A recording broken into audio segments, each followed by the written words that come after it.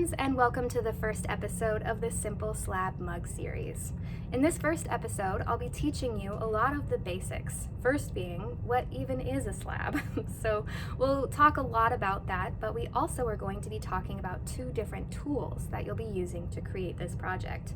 The first is the slab roller, and the second is the clay extruder. And so we're going to be talking about both of those tools and how to use them to create your final project for this series, which looks like this. So here are two examples of slab mugs, and as you can see, we're going to be rolling texture into the slab before you turn it into this form. So these slabs were created using a slab roller, which I'll show you in just a moment. But you can also see that these handles are dope. They're really nice, and the way that they were created was with that clay extruder. So I'm really excited to show you how to work with these. Let me show you two more examples that I thought were kind of fun. So here are two different handle possibilities. So for this project, it is a lot of learning the basics of creating a dish like this. So we're working a lot with just the slab, rolling in the texture, but the area that you're able to be really creative in is how you choose to attach your handle. So that's something that we're going to be talking a lot more about as well. But let's get started. We are using a paper template to create the cylinder for our mug. So you'll receive a piece that looks like this, and you're going to just cut this out starting at the very end, going all the way through and just cutting these out neatly so that you have these disposable templates to lay onto your clay.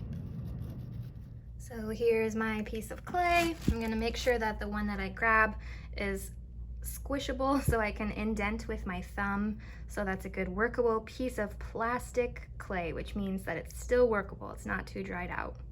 And here's me closing the lid because that is so important. So please make sure that you latch these handles so that the rest of the clay is not just sitting there drying out. So this is our slab roller, which is what you're going to be using to create the shape of your mug.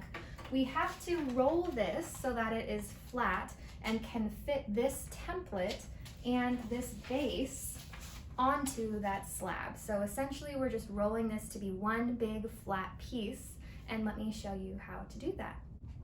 Because I'm starting with a piece that is this shape and I'm trying to fit this template on it, I might consider just making sure that it's wide enough to fit this piece and then rolling it lengthwise so that it will go in this direction and then stretch and get longer and longer so that I'll have a big enough piece to fit this template.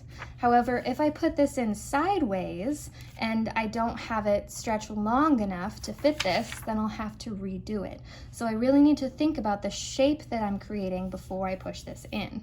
So I'm going to take my piece and I'm just going to flatten it a little bit. And the reason why I'm doing that is to make sure I've got the width that I need to make this slab the right size.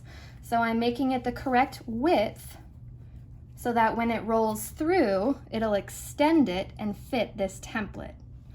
So I'm just squeezing from the middle, trying to make this a nice flat rectangle. And now that I know it's about the same width, I'm almost ready.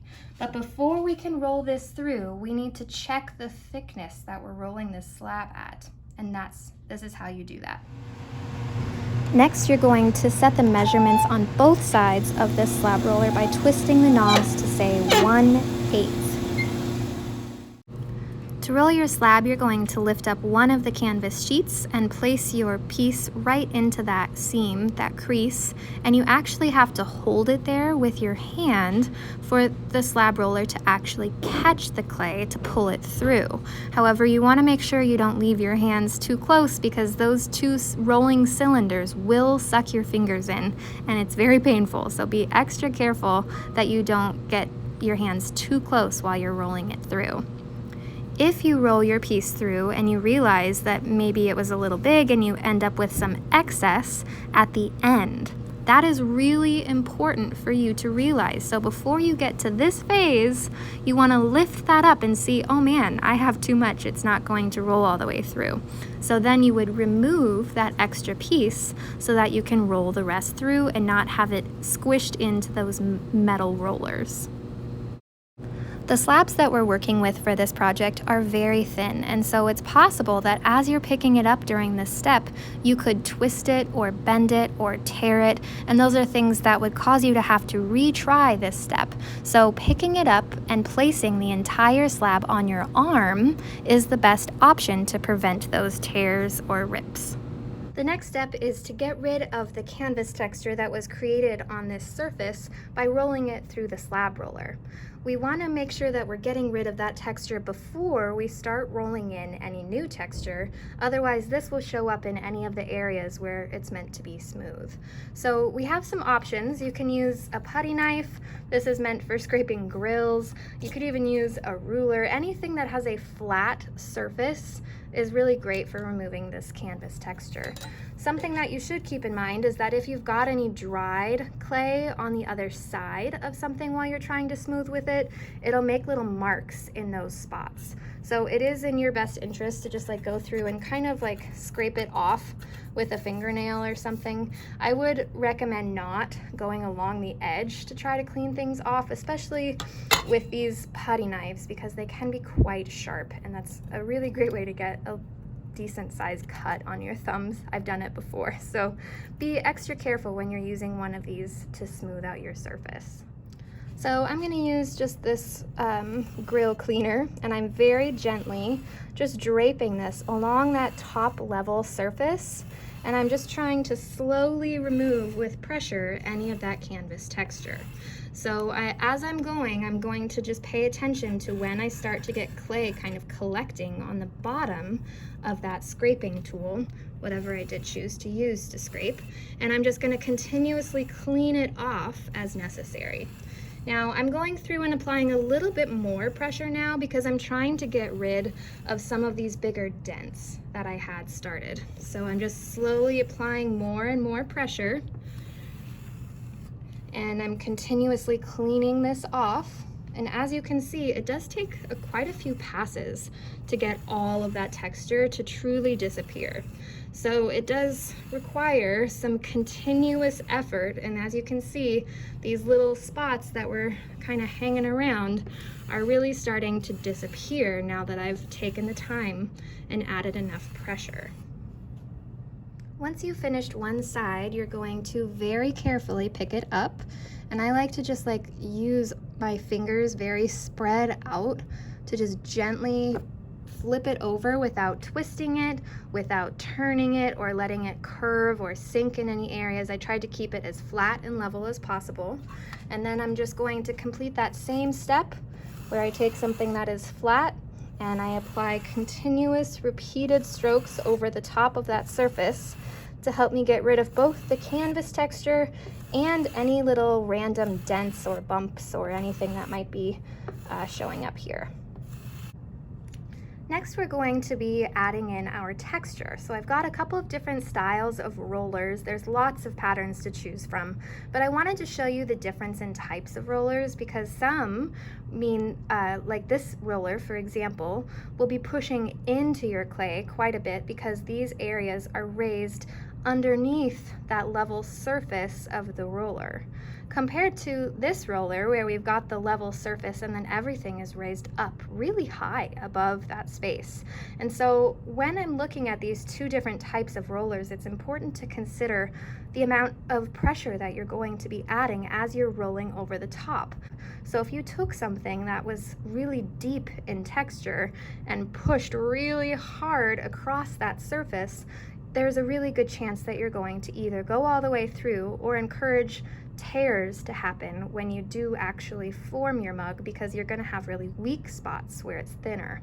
So you really do need to consider the amount of pressure that you're going to apply when you're working with different types of rollers. Now, one way to practice would be to just roll it on a scrap piece of clay off to the side to really see how much pressure do I need to make this texture work.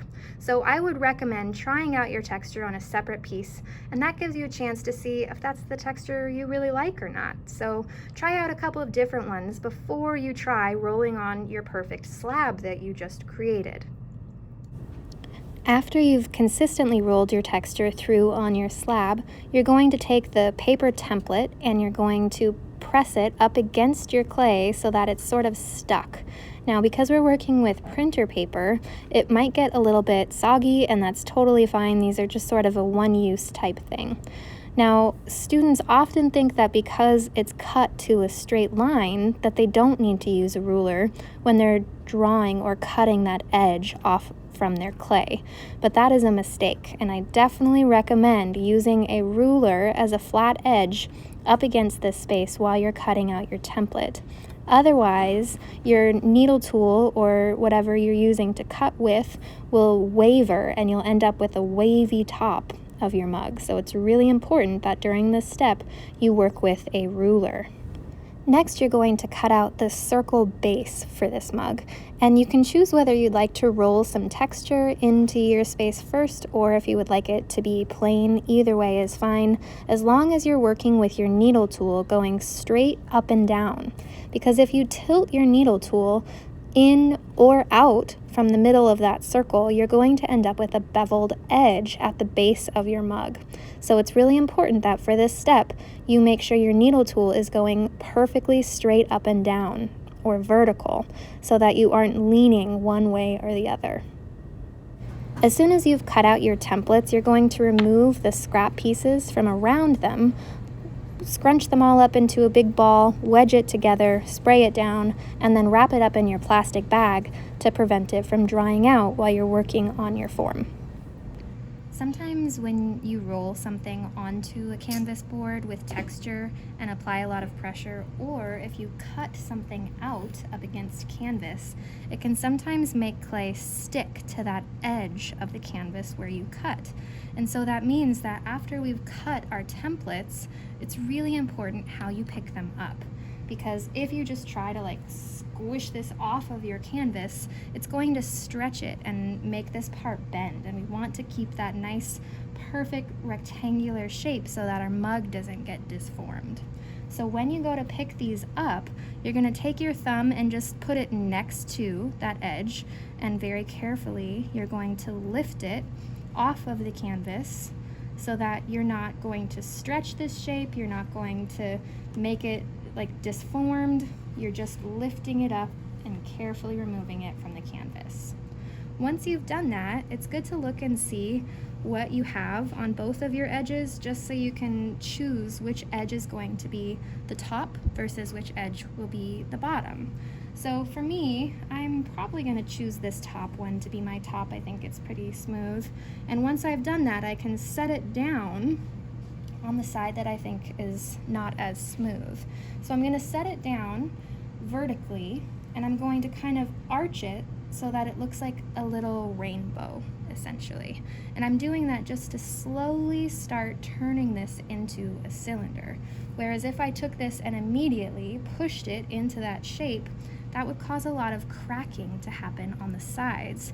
So clay likes to be manipulated very slowly. So I'm going to just slowly transition into a cylinder shape and just slowly curving it around itself.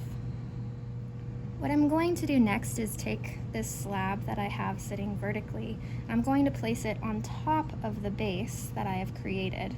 I'm going to start by placing the middle of my rainbow right up against the edge of my base. And so I'm going to tuck the edges all the way up against the side of this circle that I cut out to make sure that this shape is as round and perfectly curved as possible. So I'm just using my fingers to help me kind of line this up with the edge of my base. So I'm just setting this up vertically, looking to see how it's going to fit. I can kind of push it out from the bottom if it isn't quite far enough out. We want it to be perfectly flat and level with that edge of your base. Once you've made sure that your mug and your base are going to fit together, you can separate them so that you can work on scoring and slipping. We're going to score and slip this seam together first. So to do that, we're going to take a needle tool, and I like to cut just a very small angle out of my seams. So I'll just try to cut off that little triangle edge just to kind of help this overlap a little bit easier. So I'm not actually trimming very much. In fact, I'm just sort of like pressing down on this edge to make it flat. I'm also going to put my thumb up against the side to help me make sure I don't cut into my length of my template. So I just kind of push down an angle on that side. Now I'm going to do the same thing, cutting off this corner to make sure that when they overlap, they go and fit together perfectly to make the right thickness. So now I'm going to trim off this top corner. So I'm gonna just do that same thing, just very gently with my thumb kind of backing up the other side. Just kind of pulling that corner off just to give me a little bit more surface area to score and slip together. So now that I've got those flat edges, I'm gonna go along and add my score marks. So now I'm going to use one of these rib tools that has teeth on it to help me add in the score marks. So I'm using my finger as support on the other side because we never want to push onto clay without something for it to hold or be up against. We want to support it always. And I'm just going to scrape up along those edges and make sure that those marks are deep enough that they're actually going to be able to hold together to make it stronger. Next, we're going to take some slip and we're going to apply it to just one side, filling it all the way in, and this should be kind of thicker so that it will hold together well like glue. And then we're just going to reapply those score marks so that there's slip in between, but the marks are still visible. Once we've done that, we're going to just take our walls and we're going to line them up. And before we do too much, we just want to make sure that we've got everything nice and straight and even on the top and the bottom. So I'm just kind of pushing these together, kind of like almost pinching across so that I'm pulling this side in and pushing this side over. So I'm sort of like pulling them together by pushing opposite directions with my fingers as I work down that seam. Now when we get to the bottom like this, it is really tricky to be able to get those seams to meet. And so what I'm going to do is I'm going to take my hands and I'm going to pretend like I'm upside down. So I'm like switching my hands so that my fingers are faced this direction so that it's going to be easier when this is in my hands. I'm just going to flip it while supporting the entire thing. Make sure that you are never trying to pick this up and just like holding it by one wall or not supporting it, because that is a really dangerous road to go down. Now that we have gently joined our seam, we need to really work on truly joining our seam to make sure that we don't have any liquid that leaks out of this seam. So what we're going to do first is set it down and make sure that we are always supporting the other side of the seam, no matter which side you're doing your pressure. So if I'm applying pressure on the outside, I have to have my hand inside supporting to make sure that seam doesn't fall apart. Now I'm making sure that I'm supporting behind this seam every time I'm reaching on the inside, just to kind of move my hand along with my hand that's smoothing. So I'm just trying to get rid of that seam the best that I can. And we really do need to pay attention to the base, making sure that we don't leave any holes near there. And then if you have any sections like this where it's sort of hard to like get that to blend away, something that I sometimes do is I'll support from the back again and then just use my fingernail and like repeated just like pressure over the top of something to make it kind of disappear and blend in a bit better. So now that I've done that with my finger, I can actually take something that has a flat edge. So if you've got your shish kebab stick or even just like a needle tool, I'm going to use the flat edge of that just to kind of smooth away that seam the best that I can, just to help get rid of that little edge there before I go back and blend again.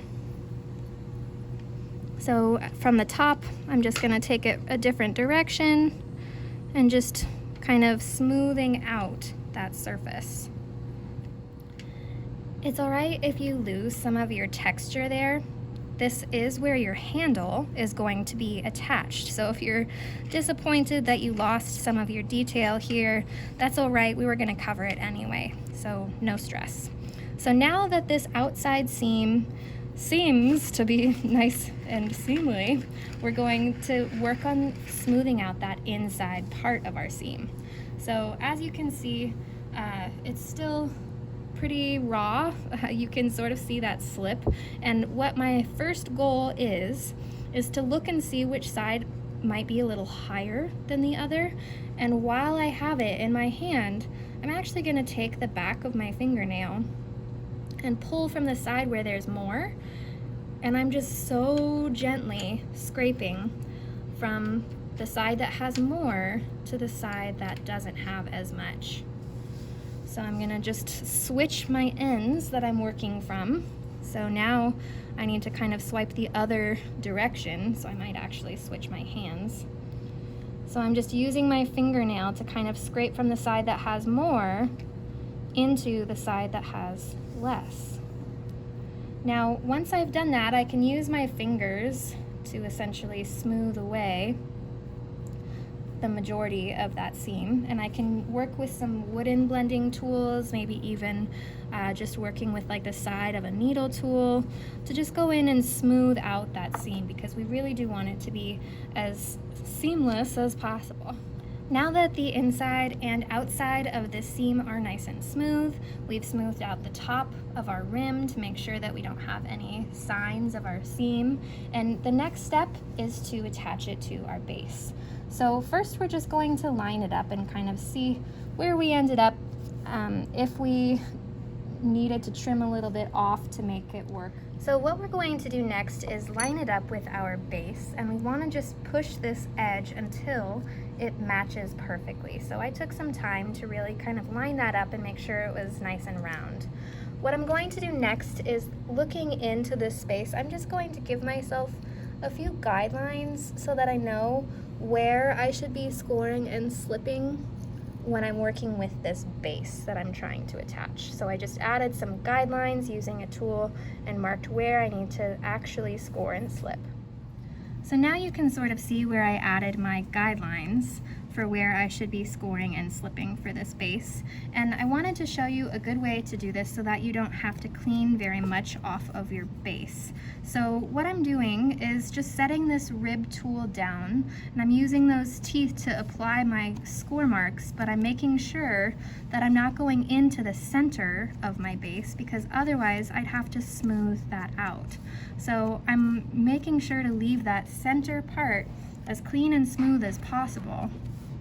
And I'm only setting this down where I want the score marks to begin, and then working my way out. Once you've gone all the way around, you're going to take your mug and look to see which edge is going to be the nicest. And for me, that is this side. So I'm going to add my score marks to this side. So I'm going to just take my rib tool with my teeth. I'm just adding in those groove marks so that they'll have something to adhere to when we stick it onto our base.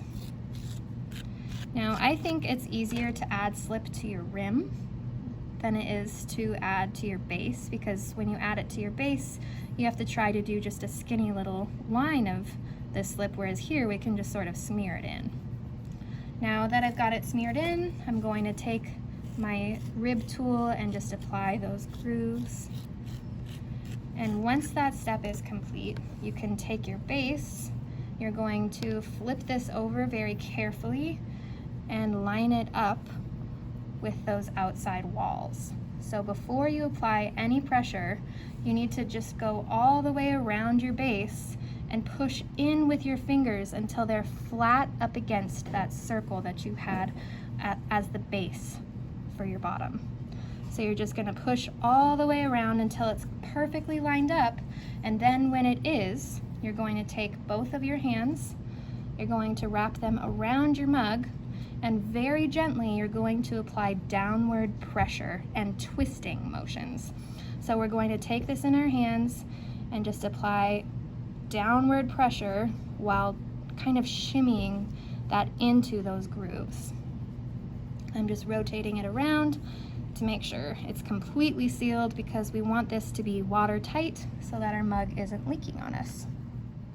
The next step is to pick this up, and we're just going to be working on pressing in that edge first so that it is perfectly circular, because this is how we control our shape. So if you try to trim your base, that means that really you're just making your mug less cylindrical. So I'm just applying some pressure to push that into the center as much as I possibly can before this next step of smoothing.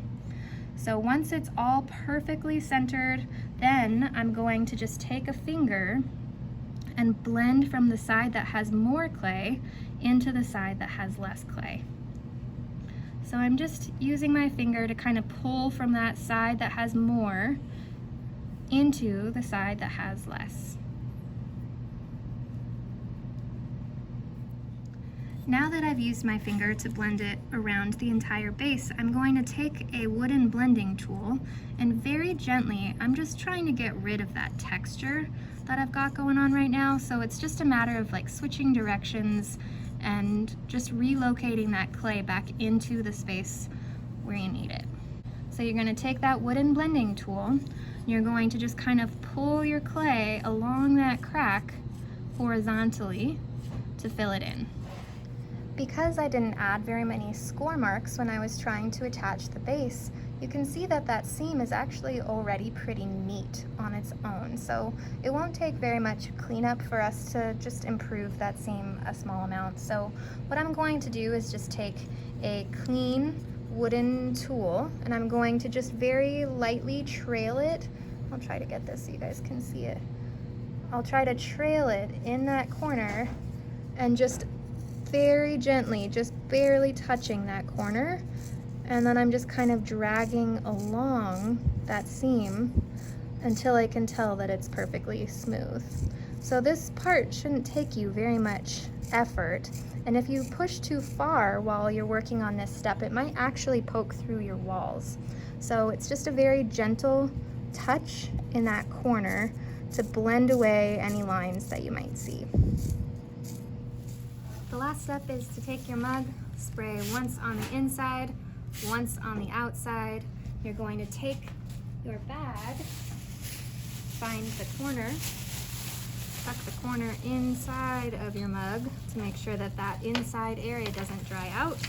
Then you're going to hold it firmly in your hand while you inside out your bag around your mug. From here, you're going to pull it flat on the bottom. You're going to give it at least 3 twists, 2, 3, then you're going to take the excess and stuff it inside of your mug to help support it so that it doesn't fall in on itself. Thanks for watching!